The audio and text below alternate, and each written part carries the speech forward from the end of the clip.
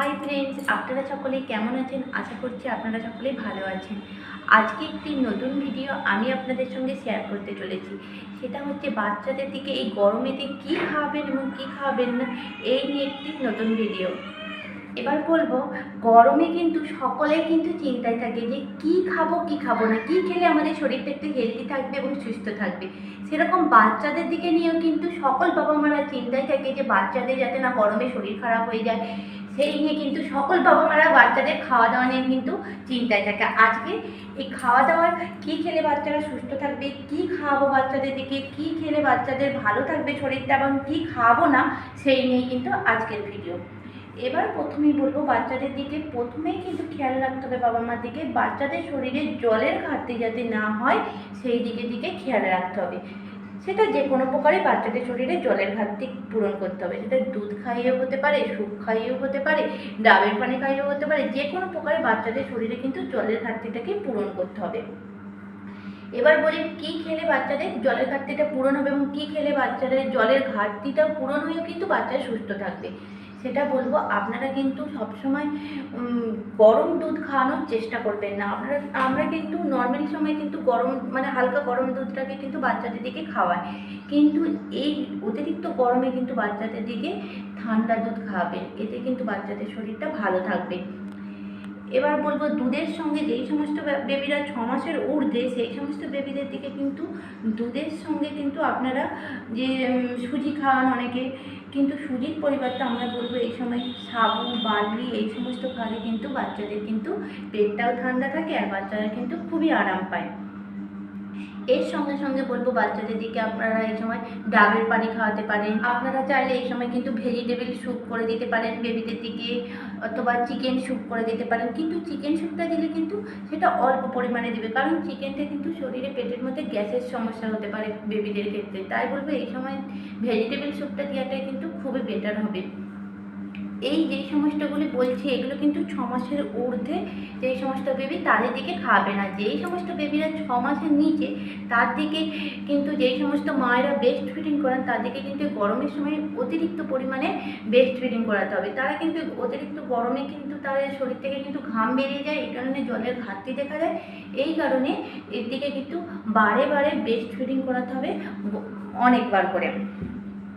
যেই সমস্ত বেবিদের শরীরে 6 মাসের ঊর্ধ্বে, যেই সমস্ত বেবিরা 6 মাসের ঊর্ধ্বে তার দিকে কিন্তু আপনারা কিন্তু একটু নুন, অল্প করে চিনি, অল্প করে একটু পাতিলেবু কিনে সেটাকেও জল করে কিন্তু বেবিদের দিকে খাওয়াতে পারেন।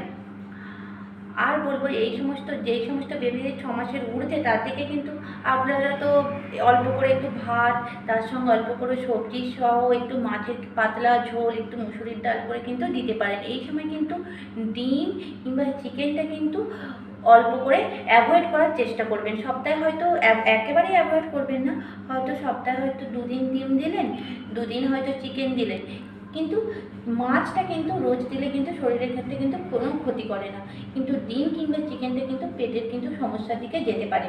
আর এই সময় ফলের মধ্যে আপনারা কিন্তু বেবিদের দিকে আম দিতে পারেন, তরমুজ দিতে পারেন।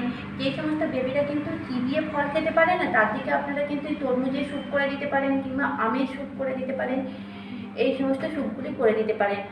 আর এই সময় কিন্তু বলবো, বেলের শরবতটাও কিন্তু শরীরকে ঠান্ডা করে, কিন্তু বেলের শরবত বানানোর সময় বেলের শরবতে কিন্তু চিনি দেবেন না, সেখানে চিনির পরিবর্তে আপনারা কিন্তু বাতাসা দিতে পারেন। আর যেই সমস্ত বেবিরা কিন্তু জল খায় তাদের দিকে কিন্তু বলবো এই সময় মিছরির জলটাও কিন্তু পেট ঠান্ডা করতে বেবিদের সাহায্য করে।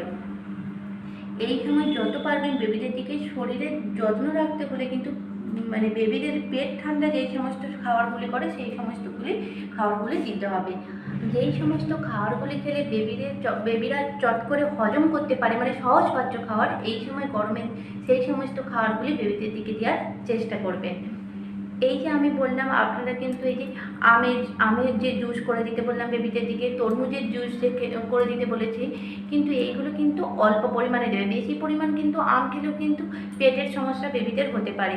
আর যেই সমস্ত বেবিরা চিবিয়ে খেতে পারে না তাদের দিকে, যেই সমস্ত বেবিরা চিবিয়ে খেতে পারে সেই সমস্ত বেবিদের দিকে 1 ফাল তরমুজ দিলেন, হয়তো 1 ফাল আম দিলেন, এক টুকরো আপেল, 1 টুকরো শসাও কিন্তু শরীরের ক্ষেত্রে কিন্তু খুবই উপকারী। শসা কিন্তু বেবিদের কিন্তু পেট ঠান্ডা করতে খুবই সাহায্য করে। তাই বলবো এইভাবে কেটে বিকাল টাইমে একটু করে ফল দিতে পারেন, এতে কিন্তু বেবিদের কিন্তু খুবই উপকার হয়। এই যে আমি বললাম যে বেবিদের দিকে কী খাওয়াবেন কী খাওয়াবেন না, এরকমভাবে কিন্তু আমি আমার বেবির ক্ষেত্রে কিন্তু যত্ন নেওয়ার চেষ্টা করি। আপনারা চাইলে কিন্তু এইভাবে যত্ন নিতে পারেন। এই সময় বেবিদের দিকে যেই সমস্ত বেবিরা কিন্তু সবজি জাতীয় খাবার খেতে পারে, সেই সমস্ত বেবিদের দিকে রান্না করার সময় কিন্তু তেল ঝাল মশলা কিন্তু কম দিয়ে তবেই কিন্তু বেবিদের খাবারটাকে কিন্তু তৈরি করার চেষ্টা করবেন। এইভাবে কিন্তু আপনারা বেবিদের যত্ন নিতে পারেন। তা না হলে কিন্তু বেবিদের পেটের নানা রকমের সমস্যা হতে পারে, ডায়রিয়া, কলেরা, এই সমস্ত নানা রকমের সমস্যা হতে পারে। আর একটা শেষে বলবো যে বেবিদের সবসময় খেয়াল রাখবে জলের ঘাটতিটা কিন্তু অবশ্যই জরুরি। জলের ঘাটতি হলে কিন্তু বেবিদের শরীরে জন্ডিস দেখা দিতে পারে, তখন কিন্তু বেবিদেরকে হসপিটালাইজ করতে হতে পারে। ভিডিওটি যদি ভালো লেগে থাকে অবশ্যই ভিডিওটি সমস্ত বেবির মমেদের সঙ্গে শেয়ার করো, লাইক করো এবং চ্যানেলটিকে অবশ্যই সাবস্ক্রাইব করো। Tata bye. আজকের ভিডিও এই পর্যন্ত।